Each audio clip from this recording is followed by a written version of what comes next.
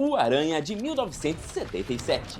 Já vimos muitas versões do Cabeça de Teia, mas a primeira de todas foi a série O Espetacular Homem-Aranha de 1977. Começou com um filme piloto chamado de Homem-Aranha, exibido na rede CBS, com o ator Nicolas Hammond. Essa foi a primeira estreia do Aranha em live action e foi um sucesso. A série foi dividida em duas temporadas, com um total de 13 episódios. Nicolas Hammond capturou perfeitamente aquele jeito peculiar e meio bobo que o Peter Parker tem, mas muitos fãs tiveram algumas reclamações sobre o seu Homem-Aranha. A principal delas era que o Peter não fazia tantas piadas. Além disso, os fãs também reclamaram da ausência dos vilões das histórias em quadrinhos principais. Não havia Sexteto Sinistro, nem Dr. Octopus, nem Venom, mas havia um personagem novo e original, o Guru. O enredo do filme seguiu o formato padrão do Homem-Aranha. Ele é picado por uma aranha radioativa em um experimento de laboratório, e daí você já sabe o resto. Só que este também foi o único filme do Homem-Aranha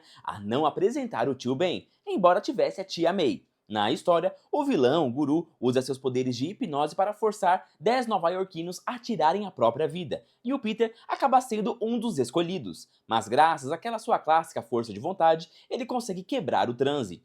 O enredo até pode ser meio clichê, mas o filme foi muito elogiado pelo trabalho dos dublês. Para você ter ideia, as cenas de ação levaram mais de 2 dias para serem gravadas e exigiram uma estrutura enorme de equipamentos, o que era considerado extremamente perigoso para a época. E falando nas acrobacias e nos apetrechos do herói, o resultado visual ficou muito bacana. Inclusive, esse é o único filme que mostra os famosos rastreadores aranha em ação. No fim das contas, é uma obra cheia de charme, mesmo que hoje pareça bem datada. De qualquer forma, foi esse filme que deu o empurrão que o Homem-Aranha precisava para chegar aos grandes holofotes.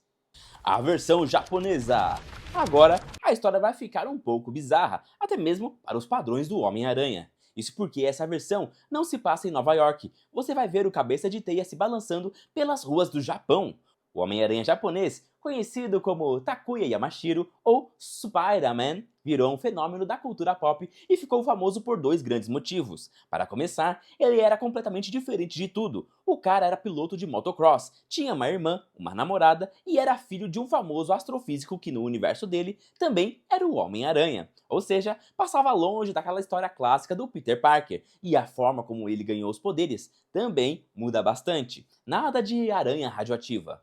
Dessa vez, um alienígena aprisionado na Terra pelo grande vilão da história, o Professor Monstro, fez contato telepático com ele. No início, Takuya não dá muita bola para isso, mas a sua irmã e a sua namorada o convencem a investigar o local onde a nave desse alienígena caiu. Ele topa ir, mas chegando lá, encontra o próprio pai espancado e à beira da morte após ser atacado pelo principal capanga do Professor Monstro.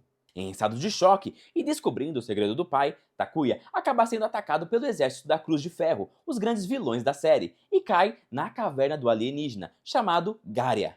É lá dentro que ele ganha o bracelete e o extrato de aranha, que finalmente dão a ele os seus poderes. O segundo grande motivo da fama é justamente a nave que caiu, a Leopardon. Ela é basicamente o Megazord do Homem-Aranha. É literalmente uma nave espacial alienígena que vira um robô gigante e que o nosso herói pode invocar quando bem entender para lutar contra os monstros da série, que ficavam gigantes de um jeito bem engraçado. Foi uma série derivada que muita gente lembra com carinho. Afinal, era um aranha com visão de raio-x, habilidades ninja e um robô alienígena gigante. Uma curiosidade bem legal é que o Phil Lord, co-diretor dos filmes do Aranhaverso, chegou a confirmar no Twitter que o visual desse personagem já estava pronto, mas ele ainda não deu as caras. Então, a torcida fica para que o próximo Aranhaverso faça essa homenagem, até porque ele aparece nessa mesma história nos quadrinhos. O sucesso mundial de Tobey Maguire. Chegamos agora, sem dúvida, a uma das versões mais icônicas do Homem-Aranha nos cinemas, se essa não for a maior de todas. O Peter Parker do Tobey tem um lugar mais do que garantido no hall da fama dos super-heróis. Essa versão rendeu 3 filmes a partir de 2002, trazendo um elenco de peso com nomes como Willem Dafoe, James Franco e Kirsten Dunst, e marcou o gênero de heróis para sempre por vários motivos. Eu tenho certeza de que você já sabe a história desses filmes de cor e salteado, mas talvez o que você não saiba é que rolou uma verdadeira batalha judicial de 25 anos para que o primeiro longa saísse do papel. As coisas só começaram a andar na verdade em 99, quando a Columbia Pictures, o mesmo estúdio daquele filme de 77, deu o sinal verde para um lançamento mundial. Com Sam Raimi na cadeira de diretor, a máquina finalmente começou a girar. E como girou, o filme simplesmente quebrou todos os recordes. Foram 826 milhões de dólares nas bilheterias, sendo a primeira obra da história a bater a marca dos 100 milhões em um único fim de semana. Ele se tornou o filme de super-herói mais lucrativo da sua época e o terceiro maior sucesso de 2002. Com tantas indicações a prêmios, fica até difícil achar algo que esse filme não tenha conquistado. Mas, muito além dos prêmios e das bilheterias, essa trilogia tinha algo especial, aquela trilha sonora marcante que passava a exata sensação de alguém que se recusa a desistir, aquela iluminação mais amarelada que deixava Nova York com um brilho único. Sem falar nas cenas de luta incríveis, o visual impecável do traje com as teias em relevo e, claro, a atuação lendária do Willem Dafoe como o Duende Verde. Para muita gente, isso não foi só uma trilogia. Desde o momento que o Peter veste aquela máscara improvisada para enfrentar o lutador no ringue, até a cena final emocionante com a Mary Jane e a despedida do Harry, esses filmes marcaram a infância de uma geração inteira. Para muitas crianças, ele era aquele super-herói que você olhava e pensava, cara, eu quero ser igual a ele. Bom, a gente só ignora aquela fase emo do Peter, o famoso Buddy Maguire. Disso a gente não precisa falar nunca mais. Mas, no fundo, todo mundo tenta imitar aquela dancinha do Homem-Aranha 3. O recomeço, Andrew Garfield. Originalmente, o plano era lançar Homem-Aranha 4 em 2010, mas infelizmente o projeto acabou sendo cancelado. No lugar dele, a franquia ganhou um recomeço total. Tivemos um elenco novinho em folha, com Mark Webb na direção, Andrew Garfield assumindo o manto do herói e Emma Stone brilhando como Gwen Stacy em O Espetacular Homem-Aranha. Esse foi um dos poucos filmes a mergulhar na história dos pais do Peter, o que já foi um grande diferencial. O resto do enredo foi bem direto ao ponto. Tivemos o Dr. Connor se transformando no lagarto e tocando o terror nos esgotos de Nova York. E a gente já sabe muito bem como essa história termina. Mas o legal desse filme é que ele mostra um lado diferente daquela velha regra do com grandes poderes vem grandes responsabilidades. O peso não está só nos superpoderes. Tecnicamente, foi o próprio Peter quem ajudou o Connors a terminar a pesquisa. Ele resolveu o algoritmo que faltava para a fórmula de regeneração funcionar, usando os documentos deixados pelo próprio pai. Quando o filme saiu, as opiniões ficaram bem divididas. Metade dos fãs odiou, dizendo que o Andrew era descolado demais para ser aquele Peter Parker nerd e excluído. Já uma outra metade já achou que ele foi o único que interpretou o Homem-Aranha do jeito certinho. Mas tem coisas que ninguém pode negar. O diretor fez questão de ser muito fiel aos quadrinhos. Ele trouxe de volta os lançadores de teia mecânicos, algo que não tinha sido explorado direito antes. E a criação do traje também foi bem realista. As lentes da máscara eram feitas de óculos de sol e os lançadores foram montados com peças de relógio.